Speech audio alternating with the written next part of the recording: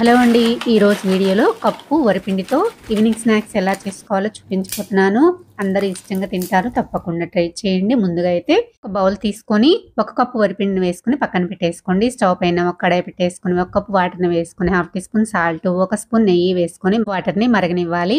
ఇప్పుడు వరిపిండిని వాటర్‌లోకి వేసేసి ఇలా ఒకసారి బాగా కలిపేసేసి స్టవ్ ఆఫ్ చేసేసి చల్లారనివ్వాలి. చల్లారిన తర్వాత 1/2 టీ స్పూన్ కారం, 1/2 టీ స్పూన్ జీలకర్ర, 2 స్పూన్ల వరకు తెల్ల నువ్వులు వేసేసుకొని ఇలా పిండిని చేత్తోటి బాగా రబ్ చేస్తూ చపాతీ ముద్దలాగా కలిపేసుకోవాలి. ఇలా చిన్న పిండి ముద్దను తీసుకొని రౌండ్ చేసేసుకొని చేతుల మధ్యలో పెట్టి ప్రెస్ చేసామంటే చెక్కలాగా వచ్చేస్తుంది. ఇలా చేసుకోవడం వీలు కాకపోతే గనక ఒక కవర్ పైన ఉండలు పెట్టేసి పప్పు డబ్బాకి ఆయిల్ రాసేసి ఇలా ప్రెస్ చేసుకొని చేసుకోండి. ఇలా చేసిన చెక్కలంటిని ఒక ప్లేట్లోకి పెట్టేసేసుకొని కళాయిలో డీప్ ఫ్రైకి తగినంత ఆయిల్ వేసుకొని ఒక్కొక్కటిగా వేసుకొని వీటిని ఒకవైపు నుంచి రెండో వైపు టర్న్ చేసుకుంటూ ఫ్రై చేసుకున్న తర్వాత వీటిని ఒక ప్లేట్లో తీసుకొని సర్వ్ చేసుకోండి. సూపర్ టేస్టీగా ఉంటాయి. నా వీడియో నచ్చితే లైక్ చేసి సబ్స్క్రైబ్ చేసుకోండి. Thanks for watching.